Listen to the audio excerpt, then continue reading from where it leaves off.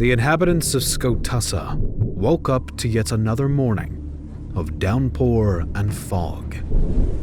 The inclement weather was unusual for this time of year in Thessaly. The local agora was deserted, the marketplace and shops closed, as most residents chose to stay inside. The lone fixture in the empty amphitheater were a group of local children running around the stage, wooden swords in their hands, feathers and plumes stuck in their hats, all imitating their legendary hero, Alexander the Great. But their play was cut short, as ground tremors could be felt throughout the town. Tremors soon turned into a rumble, as just to the east, the armies of Philip of Macedon and Flamininus raced towards Scotasa, where they intended to do battle to end the Second Macedonian War.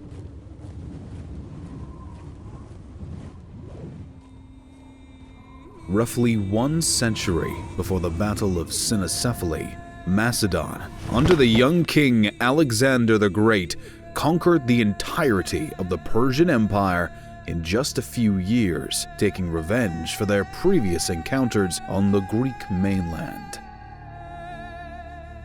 But after all of those achievements, Alexander died in 323 BC at just 32 years old. After the Macedonian Empire collapsed, a series of conflicts started to happen between Alexander the Great's generals over the rule of his vast empire following the king's death. The generals established local Greek dynasties in Greece, Egypt, Persia, and Asia Minor that became rivals to each other. Alexander achieved something no one before him did. Besides destroying the Persian Empire and going as far as India, through his conquests, the Greek culture, language, architecture, philosophy, and morals were spread across the Middle East and Central Asia. Alexander himself learned the values of Greek philosophy from Aristotle himself. Aristotle was a student of Plato, and Plato in turn was a student of Socrates. These personalities were the base of Greece culture, and they will inspire Rome in the next centuries. Greek civilization was one of the most influential in ancient times, especially in the whole Mediterranean basin, as the Greeks had many colonies on the coasts for centuries, including in the Italian peninsula, where the Greeks entered in direct contact with the early Romans, who were more and more influenced by the Hellenistic culture, particularly after their future endeavor into Greece. Even though by the year 300 BC, Rome was still a regional power in Italy, after 50 years, a new power emerged in Europe.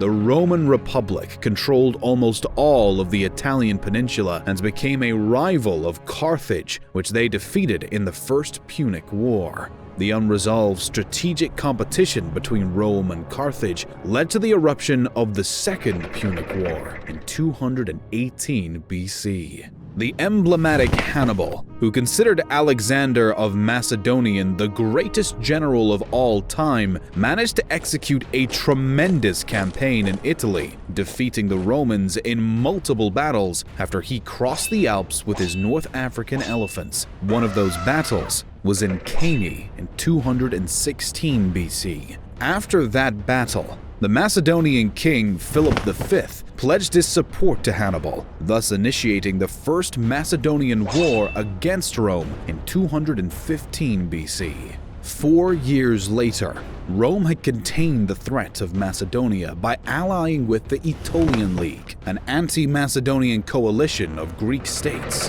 In 205 BC, the First Macedonian War ended with a negotiated peace. 1 year later, King Ptolemy, the fourth Philopator of Egypt, died. Now, Philip V of Macedon and Antiochus the Great of the Seleucid Empire decided to work together and exploit the weakness of the Ptolemaic kingdom, and subsequently signed a secret pact defining spheres of interest and gaining each ruler new lands. the Macedonian king had expansionist ideas and threatened not just the Ptolemaic realms, but other territories that were part of the neighboring kingdoms. In 201 BC, Philip launched a campaign into Asia Minor, besieging the Ptolemaic city of Samos and capturing Miletus. His success at taking other cities concerned the state of Rhodes and King Attalus, the first of Pergamon. As tensions grew in the area, considering Macedon a real danger, the Kingdom of Pergamon and State of Rhodes sent an appeal to the rising power of Rome, which had just emerged victorious from the Second Punic War against Carthage. But Philip's recent ideas and actions in Thrace and Asia Minor didn't threaten any Roman interests in the area. The actions of the Macedonians were instead pointed directly against the southern Greek states, as Philip supported some raids in Attica against the Athenians. Shortly after sending the appeal, King Attalus I of Pergamon arrived in Athens with Rhodian ambassadors and convinced the Athenians to declare war on Macedon. Because of the embassies that the Romans received from Pergamon, Rhodes, and Athens, in addition to some separate reports, Rome began to consider throwing their hat into the ring as well and becoming directly involved in the region. The assembly that had the legal power to make such declarations of war was called together. Most of the assembly members rejected the proposed war, mainly because of war weariness, given that Rome had just finished a costly war against Carthage not long before, which had left southern Italy in a bit of a chaotic state. But at a second session, due to a statement made by Consul Publius Sulpicius Galba comparing the power of Macedon to past invaders of Italy, such as Hannibal of Carthage, the assembly was convinced to vote for a war against the Macedonians. As the Romans readied for war yet again, Philip was unwavering in his mission for expansion and currently maintained a siege at the city of Abydos, while his ally Antiochus was busy on his own campaign across parts of the Middle East. This absence left more room for Philip's greed and proved as further motivation for the Romans to intervene before the Macedonian power could become an even larger threat. Rome first aimed to dissuade Philip from any further aggression, and Marcus Lepidus, a Roman ambassador, was eventually able to catch up with the Macedonian king during the siege of Abydos, and the two began to discuss Rome's terms and potential options for checking Macedonian expansion. Lepidus urged the king to refrain from attacking any more territories or possessions belonging to Ptolemy, and further encouraged him to meet with the leaders of both Rhodes and Pergamon to make peace. Philip was agitated by this demand and insisted that he had not once violated the terms of the prior peace with the Romans. The meeting declined into a heated argument of semantics, as the Macedonian king became more stubborn in his stance. Rome's plea for a non-violent resolution was painfully in vain, and the discussion finally came to a rough end. This was the start of the Second Macedonian War. Rome had two main objectives with their entrance into military conflict with Macedon. One, they were determined to inflict enough of a crushing defeat on Philip and his troops that the king would have no choice other than to give up his expansionist policies and would be forced to follow the command of the Romans from that point forward. Furthermore, they wanted to make an ally out of the Greeks. The Romans were strategic in their relationship with Greece, and they intended to represent themselves as liberators and protectors of Greek freedom. For Philip, the start of this war may have been due to a drastic underestimation of Roman aims. Many believe that the Macedonian king was unaware of the effort that Rome was willing to put into stopping his expansion, and he likely wasn't expecting the reaction of Antiochus either, who had also received a set of terms from Rome, which he agreed to. Not only did this put an end to Antiochus's campaign against Egypt, but it also severed his alliance with Philip and the Macedonian endeavors. Upon his successful return from Abydos, Philip was a bit surprised to find that Galba and 2 legions of the Roman army had already landed in Epirus. Deciding to address the newest threat later, he oddly aimed his attention away from Galba and his roughly 20,000 men and instead turned towards the Peloponnese. Meanwhile, the Romans were wasting no time in their own offensive. As Galba led his men on raids through the Illyrian countryside, a second Roman force arrived in Athens at the request of the Athenians themselves, who had been under siege by Philip. Under the command of Claudius Cento, these 1,000 men and 20 ships came to the Athenians' aid, but were shortly distracted by a plea from the exiled citizens of Chalcis to assist them there. Claudius led his men there and launched an incursion into Chalcis which proved triumphant. The Romans inflicted heavy casualties, and Philip became aware of the attack, rushing to Chalcis with a force of 5,000 men, including 300 cavalry troops. But he was too late.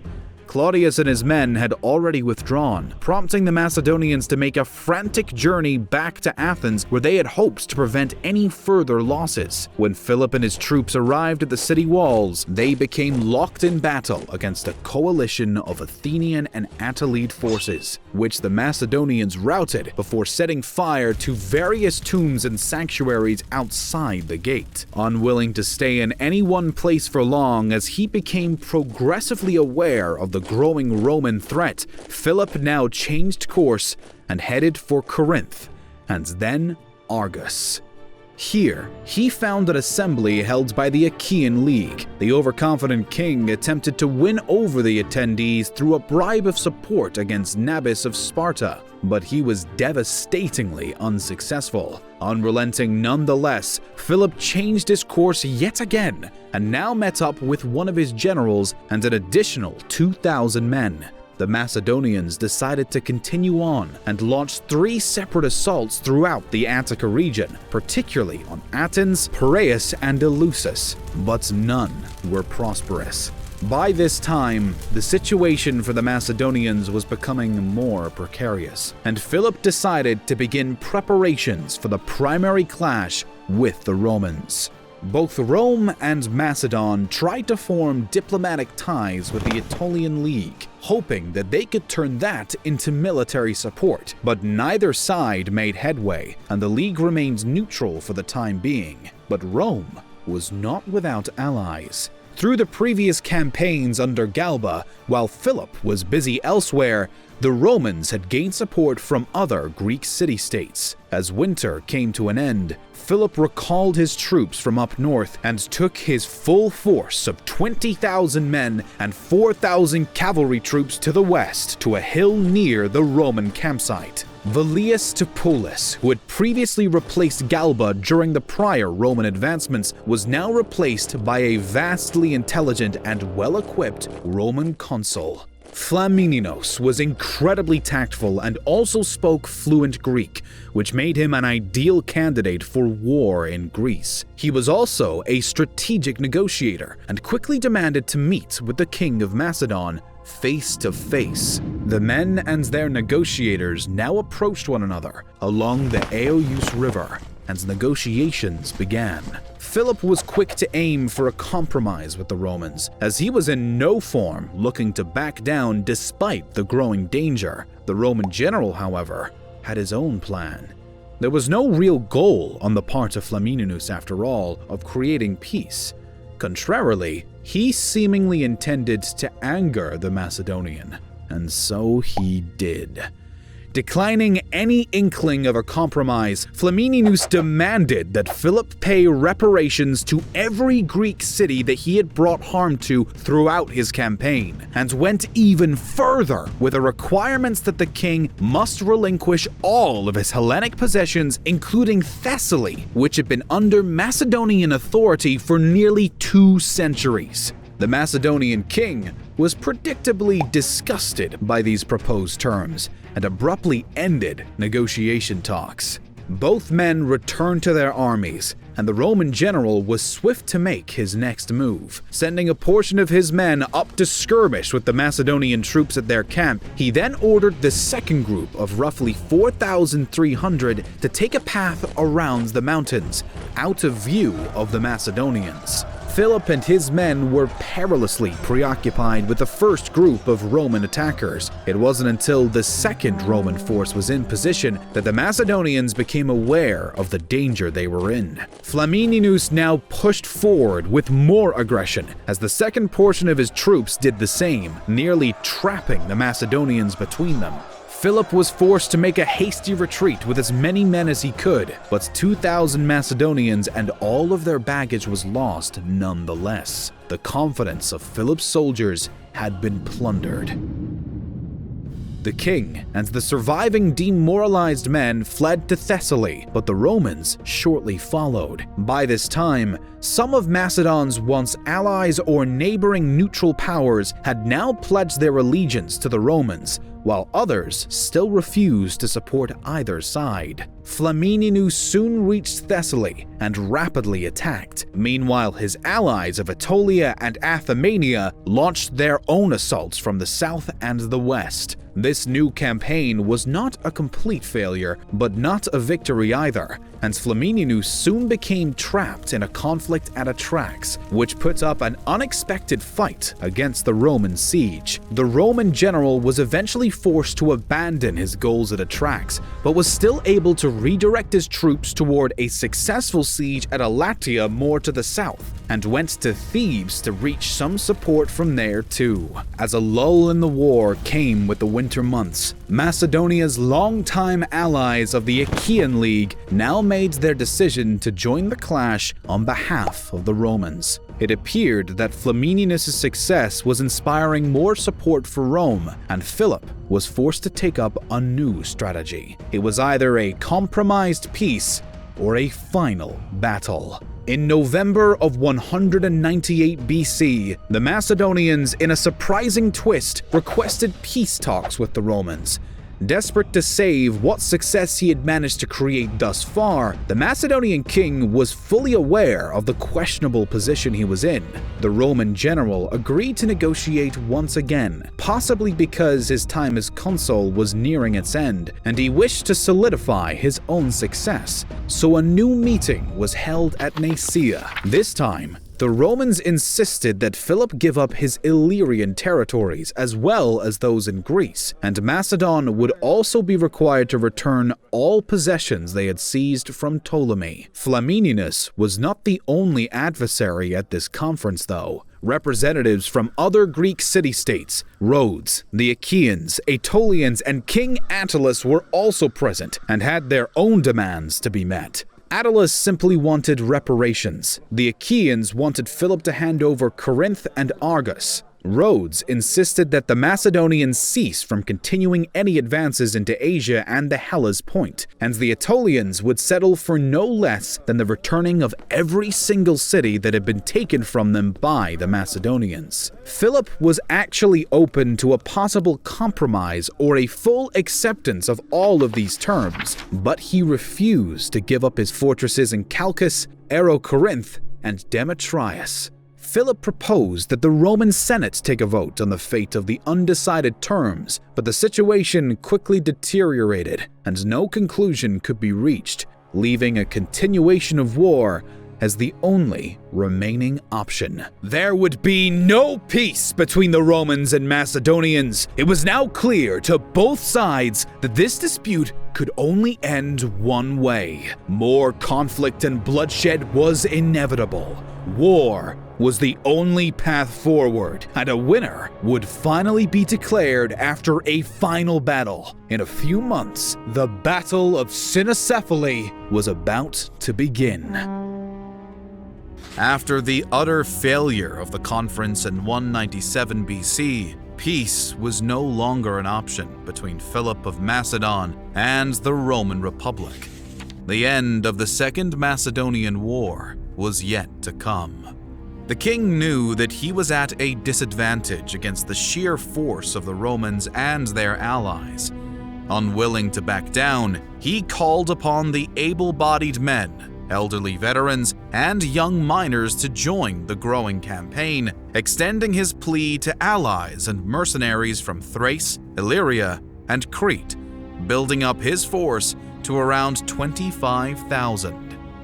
As the host converged on Larissa, Philip grew in confidence, now that he could match the Romans in the field. Meanwhile, Flamininus lost a part of his army when King Italus suffered a stroke and had to withdraw from the campaign back to Pergamon. But the Roman general could count on reinforcements from Italy and the support of the Boeotian League, Aetolia, Apollonia, Athemania, and mercenaries from Crete, building up his coalition to around 26,000 troops and some 20 war elephants. By mid-June, preparations for the campaign were complete.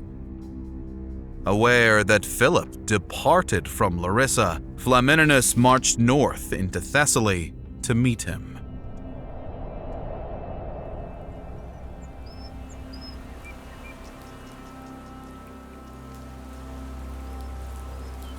Gray skies glowered down over Thessaly as the two armies closed in.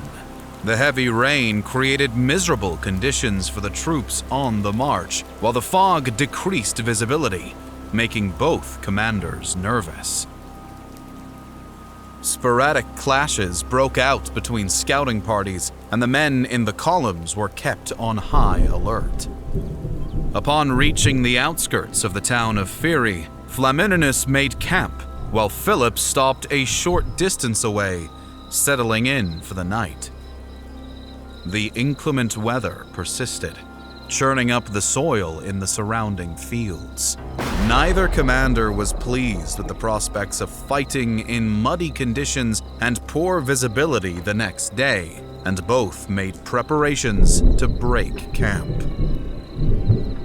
At first light, the two armies left their camps in hopes of finding good fighting ground and replenishing their food stockpiles. Philip took a northwesterly route, looking to resupply his men at the town of Scotasa and outmaneuver the Romans. This took him through the Cynoscephalae hills, where the numerous streams would serve as a reliable source of fresh water for the troops. Flamininus anticipated the move and marshaled his army west to intercept the Macedonians. He hoped that the more direct and easier route south of the ridgeline would allow him to reach Scotasa first. But the visibility worsened still. A heavy fog enveloped the lowlands around Cynoscephalae, making it impossible to see anything beyond just a few meters. Separated by the chain of hills, the two commanders were unaware of just how close they were to each other, as their respective scouting parties could not find their way through the fog to pinpoint enemy movements. With the day coming to a close, Flamininus came upon the temple of Thetis, where he learned that he still had some 10 kilometers to go before he reached Scotasa. Quite a distance given the weather conditions and the fact that nighttime was fast approaching. Furthermore, a nighttime march would have been risky in case they stumbled upon the Macedonians. Realizing that it made little sense to continue marching blindly, the Roman general ordered the troops to make camp at sunset.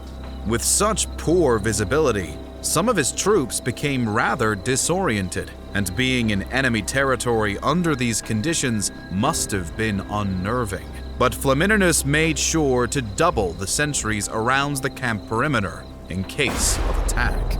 Across the line of hills, Philip faced far fewer problems with orientation thanks to having Thessalians in his ranks, but the difficulty of not being able to see forced him to stop the column and encamp near the town of Melambium. Besides his concerns that the Romans could attack suddenly out of the mist, the priority for the Macedonian king were supplies for his troops. The small settlement could not provision his entire army, but the locals were able to provide the essentials to continue the journey towards Scotasa the next day. At dawn, Philip ordered the men to array outside the camp in preparation to continue the march. he sent out half of his troops to forage, with strict orders not to venture far from the camp in case the enemy appeared. While the rain did finally stop, Philip was unsure about another day of marching in thick fog. To avoid any surprises, he dispersed some of the light infantry to inspect the road ahead and attempt to locate the Romans from atop a ridge to the south.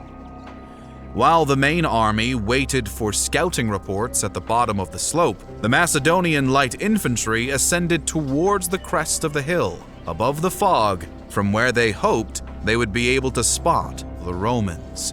Little did they know, just on the other side of the hill, Flamininus sent his own scouting contingent of valetes towards the top of the ridge. He too struggled with poor visibility and was unsure about marching on with such poor visibility without knowing where the enemy was. The opposing contingents ran into each other and a spontaneous, chaotic clash erupted on the ridge. Both parties quickly sent word back to their commanders, informing them of the situation atop the hill. Flamininus was impressively prepared for such a surprise and promptly sent out the Aetolian cavalry and more light infantry to reinforce the hill, while preparing the rest of the column for battle. In contrast, Philip was not quite as ready, and with some delay, he scrambled together a contingent of mercenaries and Thessalian cavalry to join the melee, ordering his phalanx to array for battle. Meanwhile, on the ridge, losses mounted for both sides in the disorganized skirmish, but the Macedonian light infantry were getting the better of the Romans, driving them back down the slope. However, with support arriving, Flamininus's advance force began to regain lost ground, and the fighting moved back towards the top. By now, the main Roman army was almost in full battle order, with cavalry, elephants, and 2 legions on the right, while Flamininus took command of the 2 legions and remaining forces on the left. Back on the ridge, Philip's men suffered badly, but were themselves reinforced not long after. The bloody skirmish was fast turning into an intense battle, and the Romans were again pushed down, this time to the bottom of the hillside, taking heavy casualties in the process. With half of his phalanx units, around 8,000 strong, Philip ordered an assault, compelled to reinforce the men at the top. The remaining 8,000 phalanxes lagged behind and were yet to form in battle order, but were nonetheless tasked with joining the attack, still lacking cohesion. Despite at first being reluctant to commit his phalangites into the broken hilly terrain, Philip was encouraged by the success of his troops on the ridge and felt he had to press the advantage. Word reached Flamininus that the Macedonian assault had begun. He orders the legionaries forward to aid the embattled Romans on the left. The right flank is ordered to stay behind in anticipation of more enemy troops coming across the hill. With the full force of the legions, the advance party of the Macedonians is quickly thrown back. The moderately armored peltasts were no match for the Roman heavy infantry. As Philip crested the ridge, he saw Flamininus advancing up the slope and attacked straight away. The downward momentum and the weight of the deep phalanx formation drove back the Romans.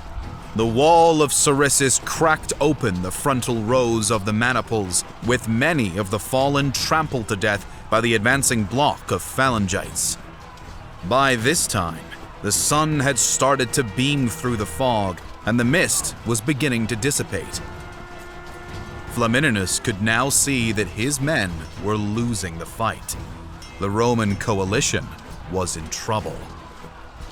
Worse, as the Macedonian push continued, Philip's remaining phalanx formations started coming over the ridge.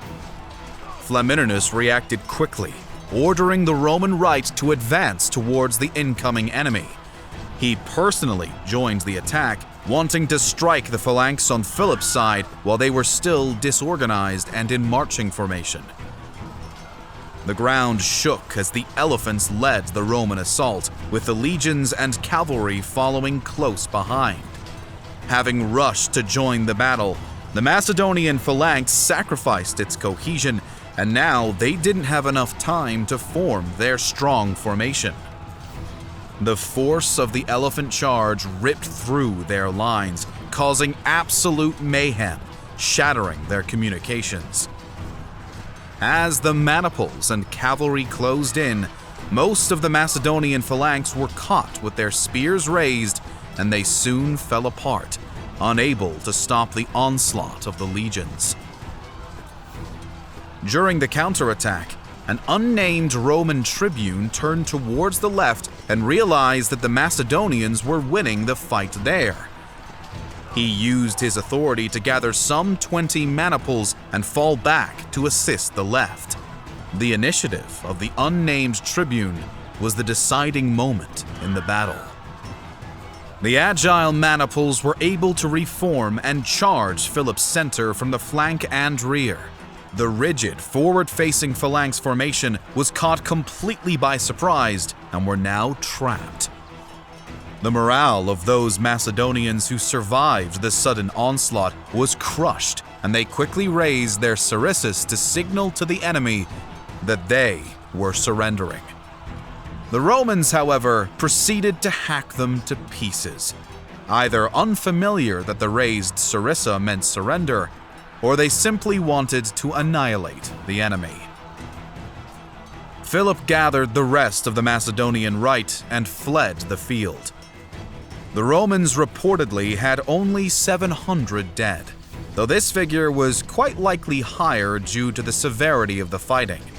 The Macedonians, meanwhile, suffered heavy casualties. Some 8,000 perished and 5,000 were taken prisoner. King Philip escaped, but the defeat would put him in a humiliating position.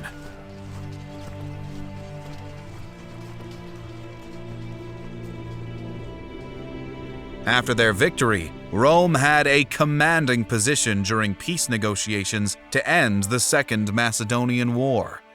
The treaty allowed King Philip of Macedon to keep his kingdom, but he had to give up all other possessions in Greece and Asia, pay 1,000 silver talents to the Roman Republic, and had to send his son to Rome as a hostage. Macedon effectively became a Roman puppet.